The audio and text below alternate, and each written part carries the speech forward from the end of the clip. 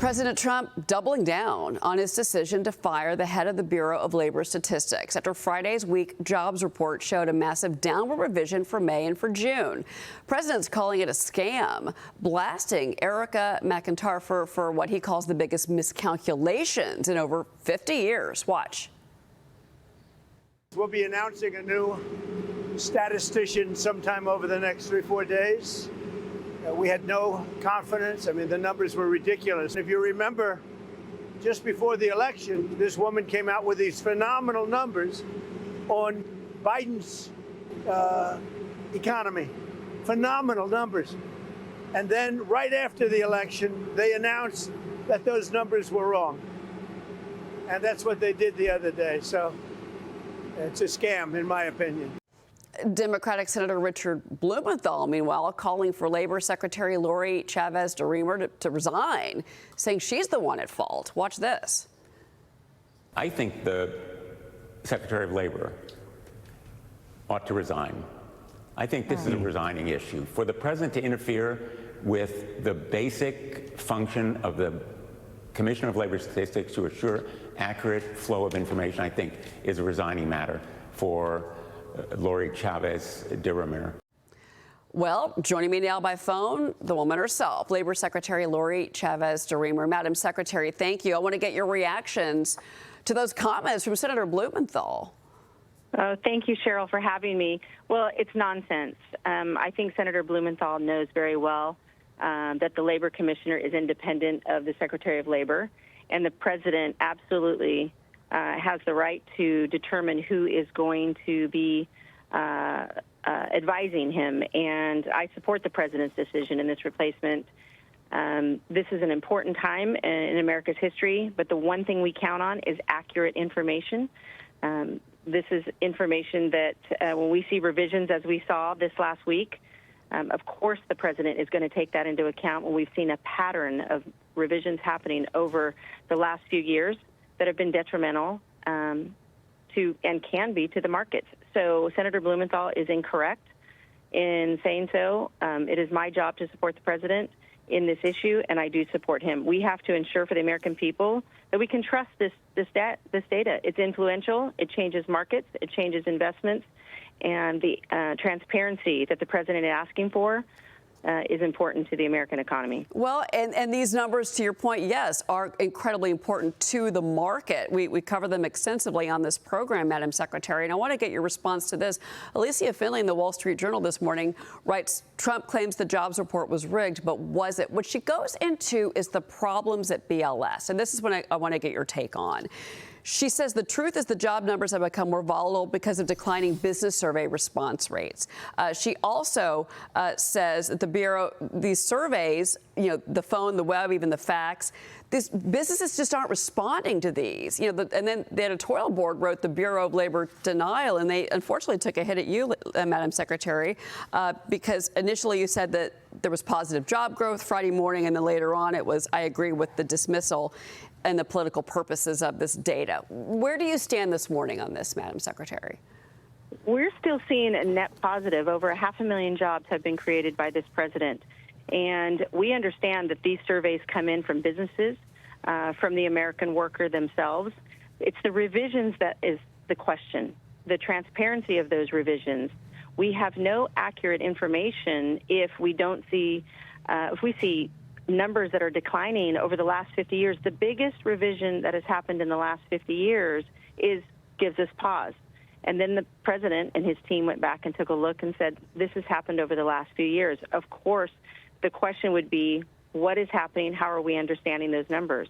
And when the American people are going to make determinations, investors, businesses are going to make determinations for the markets, it's going to be important that that is accurate information. It is not a political office. This is supposed to be independent of politics. And the President has taken a look at this, and I support his decision when we're seeing the biggest revisions in 50 years. That is the evidence that we are seeing.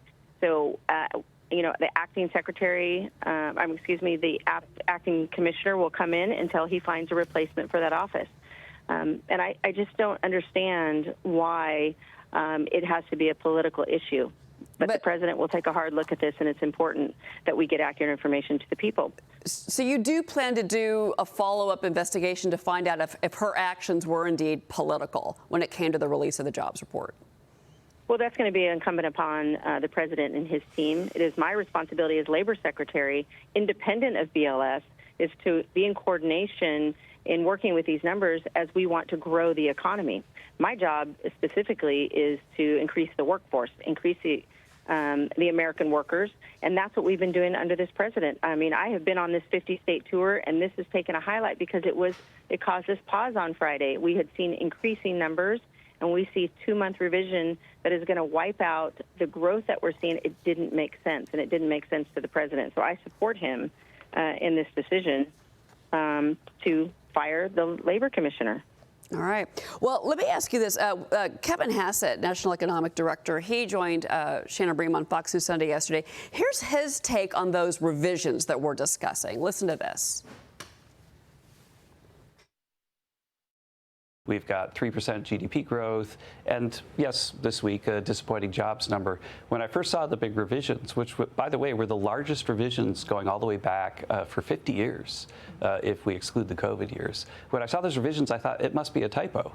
That I've never seen a revision like this, and if the data aren't that good, then it's a real problem for the U.S. And right now, the data have become very unreliable with these massive revisions over the last few years. So, Madam Secretary, as you move forward with all of this reworking of BLS, do you think that it is now time to do a complete overhaul and get that funding? He also mentioned the funding that should be given to the BLS to make sure that this data is correct, because it is so crucial to the markets and to the U.S. Yeah, I think Kevin Hassett is correct in saying that, this is 2025. We can modernize, we can streamline, we can make the investments so we have the accurate data. Businesses are relying on it. The American workers relying on it. The transparency there should be not. These are numbers.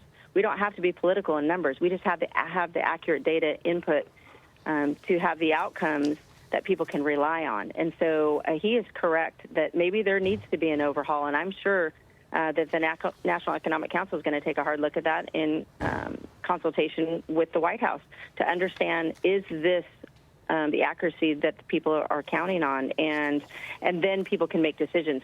For me, the American economy, we're growing these numbers, 500,000 jobs. Yes, we expected a higher number, but when we saw those revisions, it did give us pause to take a look at, is there a better way? Why shouldn't we ask those questions? Is there a better way to get the information so we can make better decisions? For instance, the Fed rate. The Fed rate didn't drop because these numbers were high. If that wasn't the accurate case, would there have been a different decision there? And you can see the president leaning in to Jerome Powell to say, lower this interest rate. I think that's taken another hard look at that. If we don't have the accurate data, we don't make good decisions. And any business owner, any worker is going to ask those questions. I would ask those questions as a business owner. If I was the labor commissioner, you would say, what went wrong here, and can we get more information in order to be more transparent to the American people? Well, and Federal Reserve Governor Adriana Kugler is going to be stepping down from her role Friday, so there's now a vacancy as the Fed has kept, again, rates unchanged, to your point, for a 5th time. But this does open the door for President Trump to nominate someone more aligned with this push for rate cuts. And he continues to say that Jay Powell should resign, but pivoting back to BLS really quick here, and I want to get your take on the Fed. Also, do you foresee more dismissals at BLS? Is that something that you have talked to your team about? I haven't talked to my team. Again, that's independent of the Department of Labor, BLS. I mean, that was what was important in not only every secretary who comes forward, is that this is an independent, while it falls under the Department of Labor auspice, it's an independent agency directed by the president, who he's going to appoint. This is a Biden administration political appointee who is there. Yes, she had the bipartisan support. It's the numbers that we're questioning. It's the accuracy. It's the modernization. Could there have been a harder look? Should we have had more information and more decision-making factors as to where these numbers came from? That's the question. So if there is going to be another look at who's staying and who's going, I haven't had that conversation with anybody on my team or at the White House. Do you feel that, just a general question for you, do you feel that, you said that you've been traveling, you've been, 50 states. Do you feel that you're getting an optimistic commentary from workers that you're meeting with, businesses that you're working with? And is there, do you think, momentum for more job growth moving forward in the country?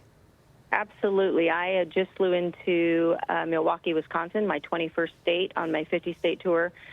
What we are hearing on the ground is positivity. It's excitement. They understand that the president has done a wonderful job at the negotiations in their favor, leveling the playing field, understanding that he is having these companies reinvest in the United States. Over $10 trillion has been reinvested and committed to the United States of America to grow the economy. So on the ground, while I was just in South Carolina just the last few days, these companies are asking, what else can we do? We're so excited. We're growing the workforce. And what is my job? To have the skilled workforce, upskill, reskill, retraining, and working with our respective state partners to do that. 1 million apprentices is what the president is asking for. We're going to hit that mark because people have decided that building in America, growing the American economy, being dominant in the workforce is what's key. The one big beautiful bill, Congress stepped up and they got it done. What is that going to do? No tax on Social Security, no tax on overtime, no tax on tips. That's important for the American worker to keep more of their hard-earned dollars, and that is why we're seeing the excitement on the ground. Everywhere I go, the praise for the change, for the investment in the American economy, you can see it, people feel it, and now businesses are looking for that rate cut so that they can borrow more money at a cheaper rate to continue to reinvest in their facilities, in manufacturing, and in their employees. And I think that that's the excitement that people are seeing. That blue-collar boom is happening, and it's been at the leadership of the president. Secretary Lori Chavez-DeRemer, thank you so much for being with us this morning and responding to our questions. Really appreciate your time. Thanks, Cheryl.